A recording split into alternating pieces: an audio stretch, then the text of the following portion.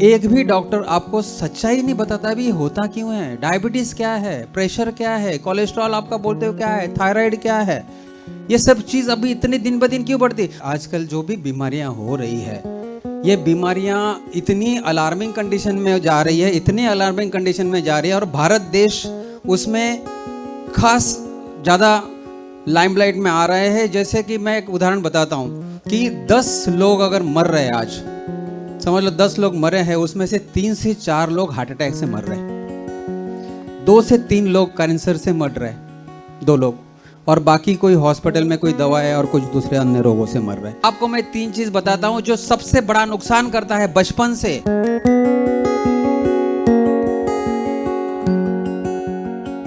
आजकल के जो जमाना है, आजकल का जो हमारा रहन सहन है, उस रहन सहन से आजकल जो भी बीमारियां हो रही है, ये बीमारियां इतनी अलार्मिंग कंडीशन में जा रही है, इतनी अलार्मिंग कंडीशन में जा रही है, और भारत देश उसमें खास ज़्यादा लाइमलाइट में आ रहे हैं। जैसे कि मैं एक उदाहरण बताता हूँ कि 10 लोग अगर मर रहे हैं, आज समझ लो 10 लोग मरे हैं, उसमें से 3 से 4 लोग हार्ट अटैक से मर रहे हैं, 2 से 3 लोग कैंसर से मर रहे हैं, 2 लोग, और बाकी कोई हॉस्पिटल में कोई दवा है और कुछ दूसरे अन्य रोगों से मर रहे हैं। कहने का तात्पर्य है कि हमारे जो अवयव है, जैसे हृदय है, जैसे किडनी है, लिवर है, जो कि ये इतने इंपॉर्टेंट जो ऑर्गन्स है, ये कभी बीमार होने के लिए नहीं है, पर ये बड़े बड़े ऑर्गन्स खराब हो रहे हैं। कई कई जन्मता है बच्चों में तकलीफें दिख रही है, जो बच्चा जन्म रहा है उसमें कई कई ऐसी तकलीफें लेके जन्म ले रहा है। मतलब क्या है, आजकल का जो जीवन है, इसमें हॉस्पिटल में ही जन्म लेना है, हॉस्पिटल में ही ट्रीटमेंट लेनी है, और हॉस्पिटल में ही दम तोड़ना है। वेंटिलेटर, आखिरी जन्म, आखिरी जो हमारा अंत है, लगभग आखिरी में वेंटिलेशन पे ही जाना है। जन्म भी हॉस्पिटल में लेने हैं, और ट्रीटमेंट भी कोई बीमारी है तो हॉस्पिटल में, मतलब हॉस्पिटल हॉस्पिटल हॉस्पिटल, मतलब इतना हमारे अंदर इतना भर दिया गया है कि कुछ भी हो जाए पहले जाओ डॉक्टर के पास, चेकअप कराओ, चेकअप। मैं कह रहा हूँ ना, एक एक चीज़ अगर एलेबोरेट करूँ, अगर उसको अगर बताऊँ तो समय का वो देख के हम पूरी तरह से नहीं बोल पाएंगे, केवल टच करके जाऊँगा एक एक चीज़। बीमारियाँ जो 50 साल पहले, कई लोग इसमें कोई माताएं बहनें होंगी कि जो 50 साल पहले उनका थे, जो उनको पता है कि 50 साल पहले ना इतने बीमारियां, डायबिटीज़ हुआ करती थी, ना कोई ऐसे कैंसर हुआ करते थे, ना इतने हार्ट अटैक से लोग मरते थे। तो ऐसा क्या होता जा रहा है कि दिन ब दिन ये बढ़ता जा रहा है। लगभग डायबिटीज़ और ब्लड प्रेशर लोग अभी इतने कॉमन समझने लग गए हैं कि डायबिटीज़, हाँ वो तो है, हाँ गोलियाँ, अच्छा वो तो खा रहे, अच्छा प्रेशर, हाँ वो भी है। मतलब वो इतना कॉमन हो चुका है कि इतना कि बस वो तो रूटीन, मतलब वो रूटीन में आ चुका है। पर एक भी डॉक्टर आपको सच्चाई नहीं बताता भी होता क्यों है। डायबिटीज़ क्या है, प्रेशर क्या है, कोलेस्ट्रॉल आपका बोलते हो क्या है, थायराइड क्या है, ये सब चीज़ अभी इतने दिन ब दिन क्यों बढ़ती। आप में से कई लोग, आपके बचपन याद करो, तब थायराइड की इतनी माताएं बहनें नहीं थी। दिन ब दिन पेशेंट बढ़ते जा रहे। थायराइड कॉमन, बहनों में तो कॉमन थायराइड, हाँ थायराइड तो है, हमको गोलियां खा रहे, कोई 50 mg खा रहा है, कोई 100 का खा रहा है। मतलब क्या कि ये रूट कॉज जो है, तो इसका कारण क्या है, उसका क्यों, ये सब क्यों हो रहा है, ये समझना कितना जरूरी है। ये समझाएगा कौन। हालांकि ये ड्यूटी डॉक्टर की होती है। जो भी डॉक्टर्स होते हैं उसका नाम डॉक्टर क्या है, डॉक्टर DOCTOR, उसका लैटिन वर्ड है डॉसियर। डॉसियर से डॉक्टर बना। डॉसियर का मीनिंग क्या था तब, टीचर, टू टीच, आपको कुछ चीज़ बताना, वो होता है डॉसियर। डॉसियर से बना है डॉक्टर। तो डॉक्टर का कर्तव्य होता है कि आपको पहले बताएं, आपको पहले, अगर मैं हृदय रोगी हूँ, हृदय का तज्ञ हूँ, अगर मैं हृदय का तज्ञ हूँ, तो मेरा कर्तव्य ये है समाज के प्रति कि मैं हृदय रोग समाज में कैसे कम से कम फैले, ये मेरा कर्तव्य होना चाहिए, क्योंकि मैं उसका निष्णात हूँ। अगर मुझे हृदय का पूरा ज्ञान है तो मैं लोगों को समझाऊं, भाई हृदय में ऐसा ऐसा करते हो तो ये तकलीफ होती है, हृदय में ऐसा ऐसा करोगे तो ये तकलीफ होती है, तो मैं आपको ज्ञान दूं पहले, और आपको हृदय रोग कम से कम हो ऐसा मैं आपको बताऊं, तो मैं हृदय का तज्ञ कहला सकता हूं ना। पर एग्जैक्टली उल्टा दिखता है समाज में। एग्जैक्टली क्या दिखता है, कुछ भी हो जाए, देखो आपको ब्लॉक हो सकता है, देखो हार्ट अटैक आ सकता है, आपको ये हो सकता है, आपको डरा डरा के हर एक को अपना अपना केवल बिजनेस करना है। केवल बिजनेस करना है। कहने का तात्पर्य है कि पहले पहले मैं छोटा था तब तो मुझे पता था कि शहर में एक हाथ कोई कार्डियोलॉजिस्ट हुआ करता था, एक ही। और अब गली गलियों में कार्डियोलॉजिस्ट है। कोई ऐसा कोई कैंसर का तो सुनता ही नहीं थे, कोई अगर कैंसर का भी होता था तो कोई एक हाथ कैंसर स्पेशलिस्ट हुआ करता था। और अब कितने कैंसर स्पेशलिस्ट हुए हैं और कितने डॉक्टर स्पेशलिस्ट बढ़ रहे हैं, हमें पता ही नहीं। दिन ब दिन हॉस्पिटल खुलते जा रहे हैं। इसका तात्पर्य क्या है? हम स्वास्थ्य की ओर जा रहे हैं। बढ़िया है हॉस्पिटल खुलना, बड़े बड़े डॉक्टर्स आना, बड़े बड़े ऑपरेशंस होना, तो ये बड़ी बात है ना, बहुत अच्छी बात है। स्वास्थ्य का बहुत बड़े हम तो तरक्की कर रहे हैं। ना ना, बिल्कुल नहीं। मुझे आश्चर्य था, मेरे पास कोई पेशेंट आते हैं, बोलते हैं सर, बोले क्या करें, इनका घुटना बड़ा ख़राब हो चुका है, डॉक्टर ने बोला इनको ऑपरेशन करना ही पड़ेगा। तो हमने फलाना फलाना डॉक्टर का नाम सुना है, वो बहुत बड़ा डॉक्टर है। मैंने बोला अच्छा, बहुत बड़ा डॉक्टर कैसा है? बोले सर रोज़ के 10-10 ऑपरेशन करता है सर, वो बहुत बड़ा है। बोले इससे उससे छोटा तो कोई डॉक्टर ही नहीं है। जो डॉक्टर 10-10 ऑपरेशन करता है दिन में, वो बड़ा? वो तो समाज का तो खड्डे में ले जा रहा है। अरे वो डॉक्टर सबसे बड़ा कि जो ऑपरेशन होने ना दे, जो ऑपरेशन से बचा है, वो बड़ा डॉक्टर होना चाहिए ना। पर मानसिकता क्या हो बैठी है? मानसिकता ये हो बैठी है कि जो ऑपरेशन ज्यादा करता है वो सबसे बड़ा, जो सबसे ज्यादा बाईपास करता है वो डॉक्टर सबसे बड़ा। ये कोई बड़ा होता है? अरे वो तो, जो मैं तो कहूँ वो डॉक्टर सबसे बड़ा कि जो ऑपरेशन टालता है वो सबसे बड़ा होना चाहिए, कि जो लोगों का हित करता है।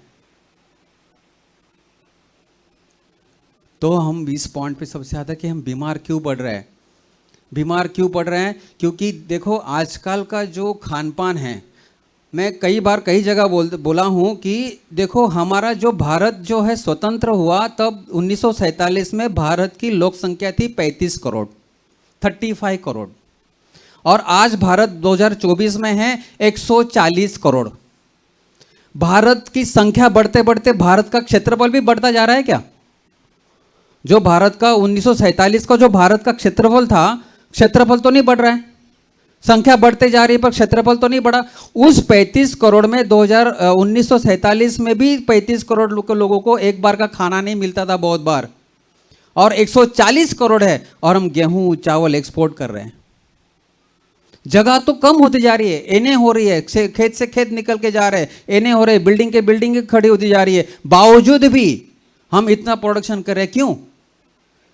फर्टिलाइजर्स और पेस्टिसाइड्स। फर्टिलाइजर्स क्या होते हैं, पेस्टिसाइड्स क्या होते हैं? बस केमिकल फटाफट छाटो और ज़्यादा से ज़्यादा प्रोडक्शन लो, केमिकल छाटो ज़्यादा से ज़्यादा प्रोडक्शन लो। आपको पता है अमेरिका में जो भी रिसर्च होता है ज़्यादातर अमेरिका में होता है, और हमारे डॉक्टर्स जो है केवल उनको फॉलो करते हैं। यही काम है हमारे डॉक्टरों का, खुद का रिसर्च और खुद का दिमाग लगाने का कोई यहाँ पे ज़्यादा होता नहीं है। हाँ, अमेरिका के डॉक्टर ने बोला ना, हाँ फिर ठीक है। मतलब एक होता है NRI, नॉन रेसिडेंट इंडियन, और एक होते हैं RNI, रेसिडेंट नॉन इंडियंस। रहते तो इंडिया में पर माइंड अमेरिका का, that is resident non Indians, RNI, और NRI जो नॉन रेसिडेंट इंडियंस। तो ऐसा कहने का तात्पर्य यह है कि अमेरिका में जब बच्चा पैदा होता है, बच्चा पैदा होने के बाद उसको एक टेस्ट करने में आया कि बच्चे का खून कैसा है जैसे पैदा हुआ। आपको आश्चर्य लगेगा, उसका डाटा है, बच्चे के एक शहर में से जो बच्चा पैदा उसका खून का सैंपल लिया गया, उसके 280 सैंपल्स उसमें निकले पेस्टिसाइड्स के, केमिकल के। मतलब वो माँ जब 9 महीने में ही बच्चा 9 महीने में पनप रहा था तो क्या क्या खाती थी ईश्वर जाने, वो उसको बच्चे के खून में आने लग गया। बच्चा पैदा होते ही उसके खून में 280 टाइप्स ऑफ केमिकल्स, उसमें पेस्टिसाइड्स उसमें दिखाई दिए। कहाँ जा रहे हैं हम? मैं केवल भारत की बात नहीं कर रहा हूँ, सारे विश्व की बात कर रहा हूँ कि इतना अलार्मिंग कंडीशन में हम जा रहे हैं। दिन ब दिन हमारी आयु कम होती जा रही है, दिन ब दिन आयु कम होती जा रही है। पहले हम एवरेज मानते थे 120 हम जीते हैं, फिर 100 से अभी तो 80 से मुझे लगता है पता नहीं कोई अभी तो पूरा अपना 60 साल का नौकरी भी पूरा नहीं करता, उससे पहले अटैक में कई लोग जा रहे हैं। दिन ब दिन हमारा जो आयु है वो घटता जा रहा है, क्योंकि ये आजकल का देखो, ये हमारा तुम्हारा किसी का दोष नहीं है, ये केवल मतलब कम से कम समय में ज़्यादा से ज़्यादा, क्योंकि लोक संख्या बढ़ती जा रही है, उनको उतना अनाज चाहिए, उनको उतना खाना चाहिए, उतना प्रोडक्शन चाहिए। और दूसरी बात कि जो जो खाना है वो हो गया industrial food, industrial food culture था, वो हो गया, पहले नहीं था, अभी जो हुआ है। मतलब क्या, पहले जैसे पहले मैगी, अब जैसे वो नहीं था अपना जो मैकडोनाल्ड्स बोलो या ऐसा जो जो पिज़्ज़ा हट्स बोलो, ये पहले इस तरह से कोई ऐसे इंटरनेशनल लेवल पर सारे जो चलते हर जगह अवेलेबल होते हैं। मैकडोनाल्ड का अगर हो जाएगा तो हर जगह एक जैसे पिज़्ज़ा बनेगा, एक जैसा खाना मिलेगा वहाँ पर, क्योंकि ये हर जगह शहरों में जब ये इंडस्ट्रियल फूड कल्चर हुआ है, ये सबसे घातक हुआ है आज के समाज में। भले हमारे में कोई नहीं खाता, हमारे पूज्य गुरुदेव की कृपा से हमने बहुत, हमें ज्ञान मिलता है, इसलिए हम बचे हैं इस चीज़ों से कि हम बाहर का खाना नहीं खाते। पर जो आजकल की जो नई पीढ़ी है, मुझे तो इतना दर्द होता है कि ये जो नई पीढ़ी जो पिज़्ज़ा बर्गर खा रहे हैं, इनको पता नहीं कि भविष्य में क्या होने जा रहा है, इनकी आने वाली पीढ़ी कैसे आने जा रही है।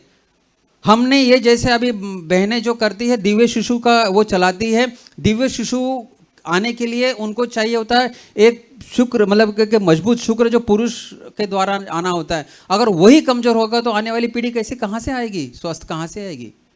आजकल देख रहे हो कैसे कैसे बच्चे आ रहे हैं कि आते ही कितने कितने बीमार। आपको बताऊं अमेरिका में या भारत का भी वही हाल है कि देखो छोटे छोटे बच्चों में चश्मे लग जाते हैं तुरंत। छोटे छोटे बच्चे ऐसे ऐसे शरीर से मोटे हो जाते हैं कि उनको बड़ा कंट्रोल करना मुश्किल हो जाता है। अमेरिका में सरकार या सभी लोग इतने चिंतित है कि बच्चे बहुत मोटे हो रहे हैं, अतिशय मोटे हो रहे हैं छोटे छोटे बच्चे, क्योंकि खाना ठीक नहीं है। क्योंकि जो चीज़ शरीर में डिस्टर्ब करती है वो डिस्टर्बेंस आपको बताने के लिए कोई नहीं है, समझाने के लिए कोई नहीं है, या तो समझाने के लिए हो तो समझने के लिए कोई नहीं है।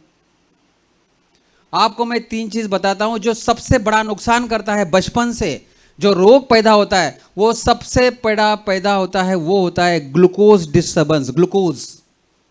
दूसरा होता है माइक्रोबियल डिस्टर्बेंस, और तीसरा होता है हार्मोनल डिस्टर्बेंस। ये 3 चीजों पे ही हम सारे घूमते रहते हैं। अभी ग्लूकोज क्या, हम जो शक्कर खाते हैं मीठा, हमें पता है आपको ये मीठा जो है ये इतना भयंकर शरीर के लिए, मैं तो कोई जहर मानता हूं कि मीठा एक जहर है।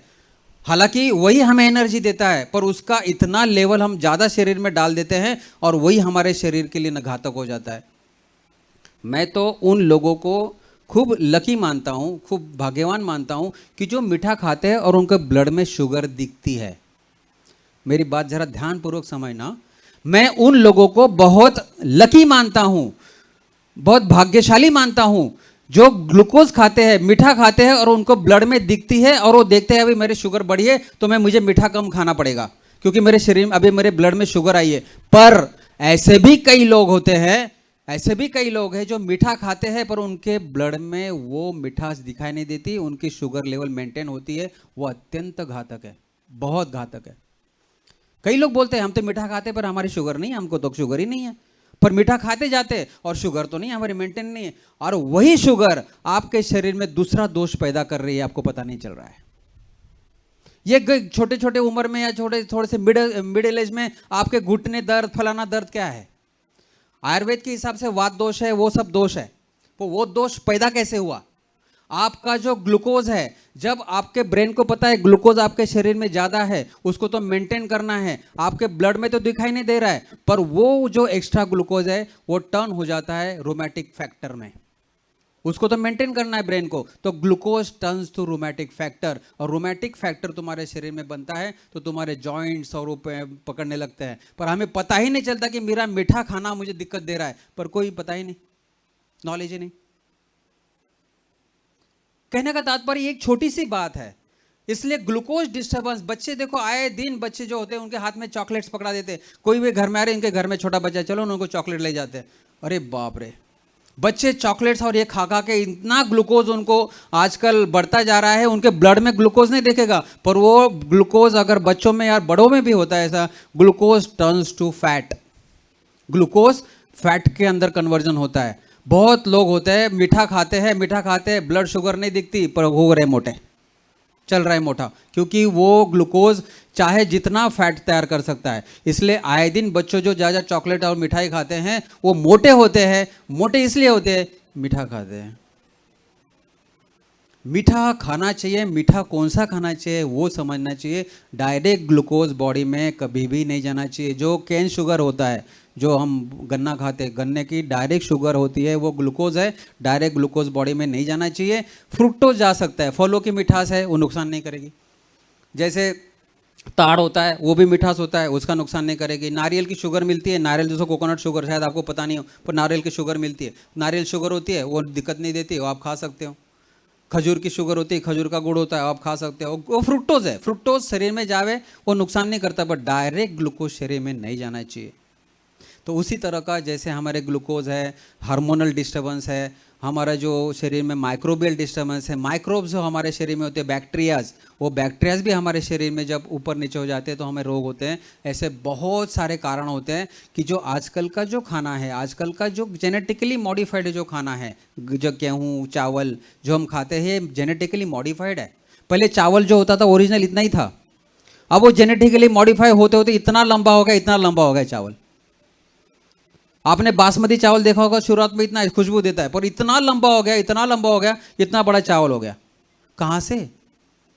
ये जेनेटिकली मॉडिफाइड हो रहा है। केवल इकोनॉमी, पैसा कमाने के लिए, ज़्यादा अच्छा भोजन कैसा दिखता भी अच्छा, और एक समाज में हमारा प्रतिष्ठा के लिए भी एक प्रश्न होता है, वो अच्छा होने के लिए वो खाते हैं, इकोनॉमी के लिए खाते हैं, बाकी शरीर के लिए वो बिल्कुल उपयुक्त नहीं होता।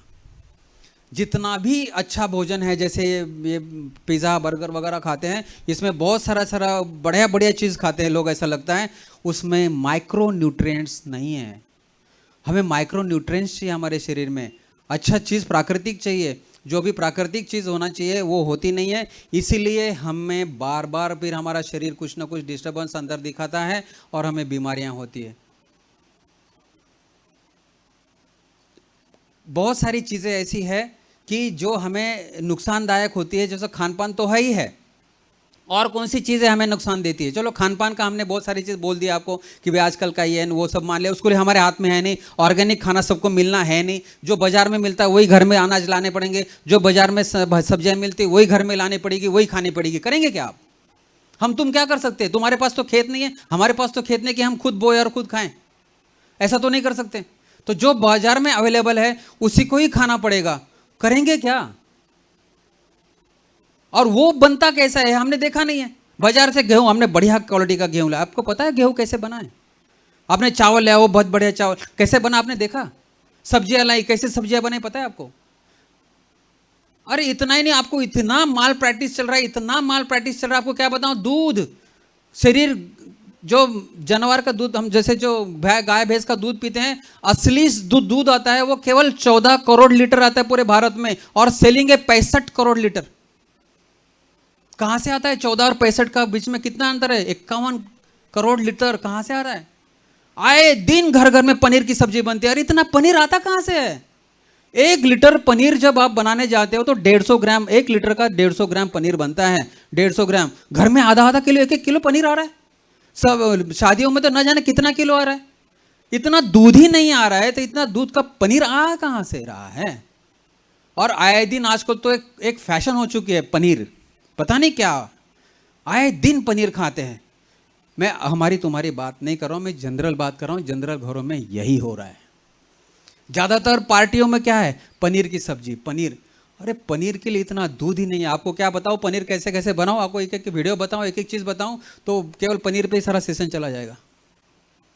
एक ने बताया कि जितना सचमुच दूध आता है, जितना भारत में जितना सचमुच दूध आता है, उतना अगर उसी पूरा दूध का अगर पनीर बना दिया जाए, उससे भी ज़्यादा पनीर लोग खा रहे हैं। बितारो, तो कहाँ से आ रहा है ये सब?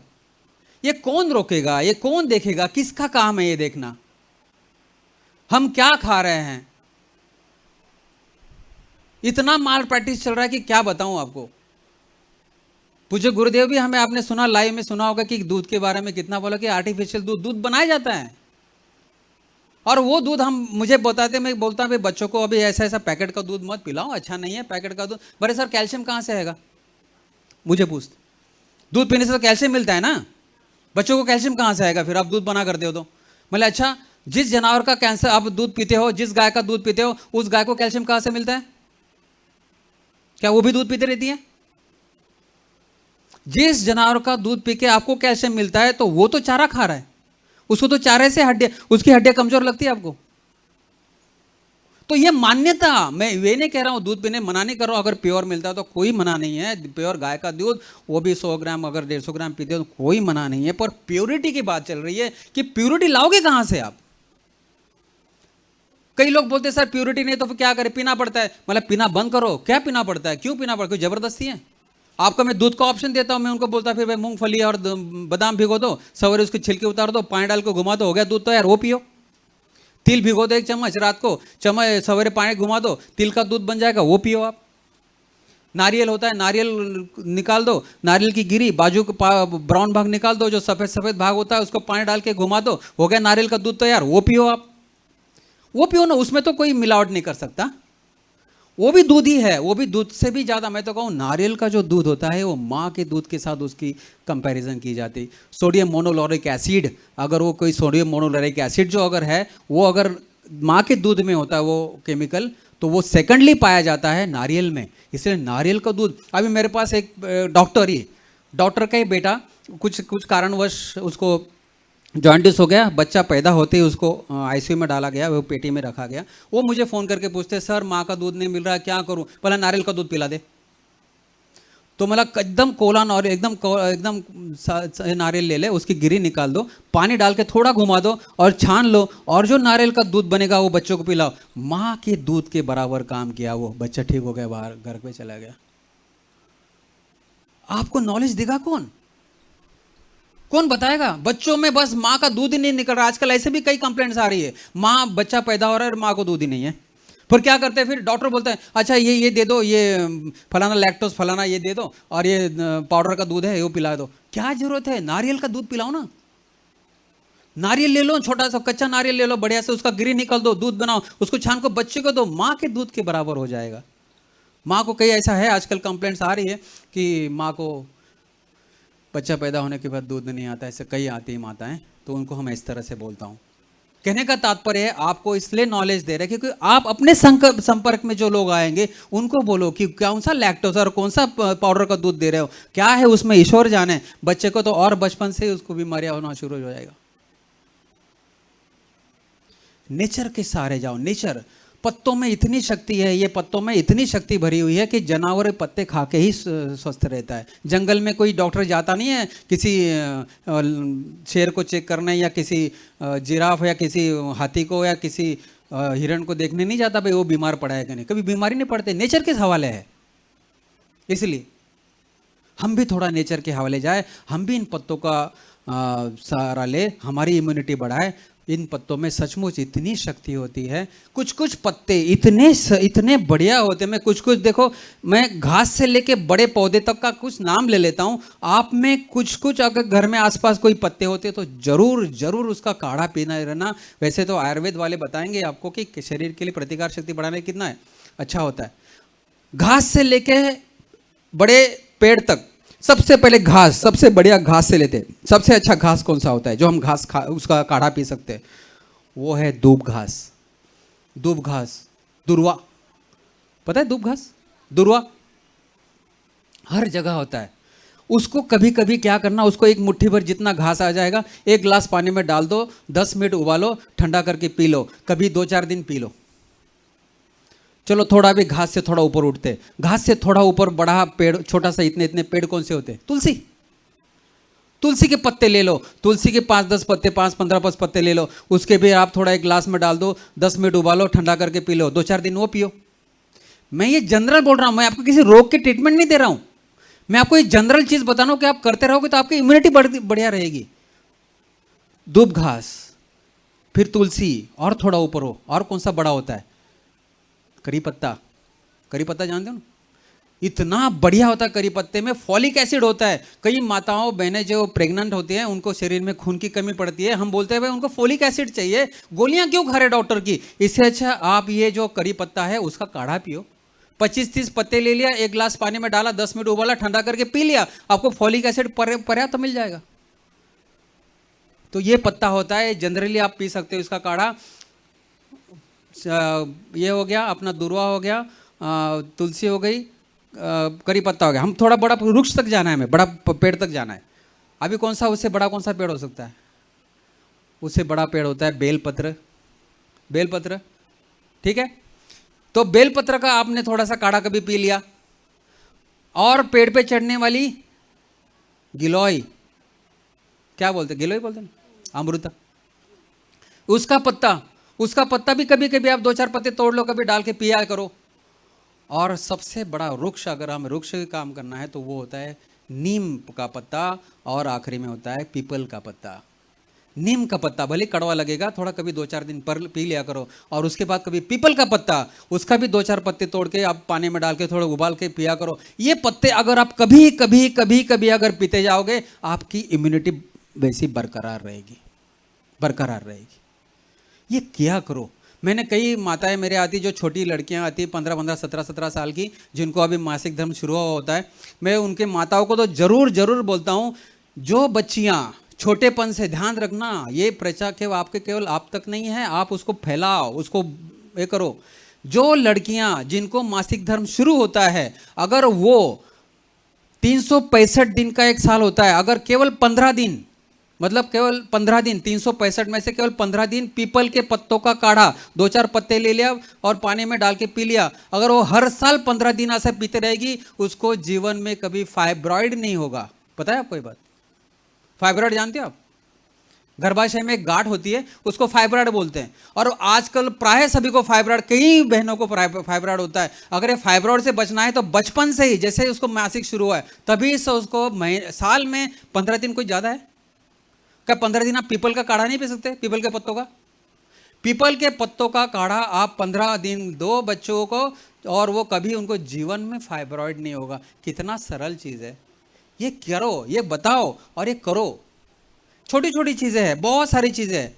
कैंसर के लिए 3 पत्ते इतने पावरफुल है, अगर ये 3 पत्तों अगर करें तो भविष्य में कैंसर नहीं होगा। कौन सा? उसमें पीपल तो है ही, उसमें पारिजात है। पारिजात जानते हो आप?